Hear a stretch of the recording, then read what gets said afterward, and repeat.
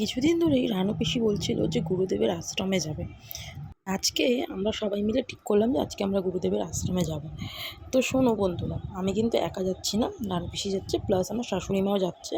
শাশুড়ি মার যেহেতু গুরুদেবের দীক্ষা নেওয়া রয়েছে, সেহেতু আমরা ভেবেছিলাম যে একটু শ্রীগুরু আশ্রম থেকে ঘুরে আসাই যায়।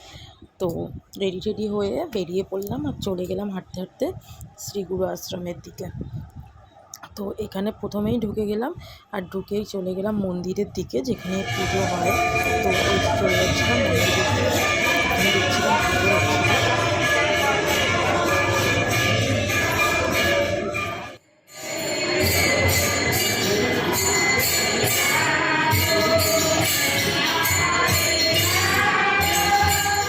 তো তারপর ওখানে বসে একটু সময় কাটিয়ে নিলাম যেখানে পুজো হচ্ছিল, আর তারপরে আস্তে আস্তে আমরা হেঁটে হেঁটে চলে গেলাম যেখানে ভোগ প্রসাদ দেওয়া হয় সেই দিকটায়।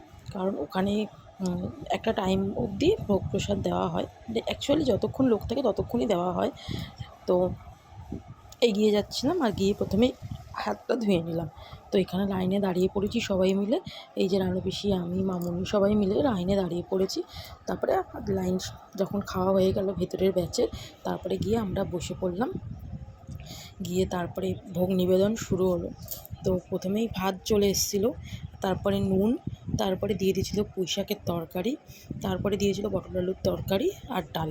তো আমরা ভোগ প্রসাদ খেয়ে নিয়ে নমস্কার করে একটু সময় কাটিয়ে তারপরে আমরা আবার চলে এলাম বাড়ির দিকে।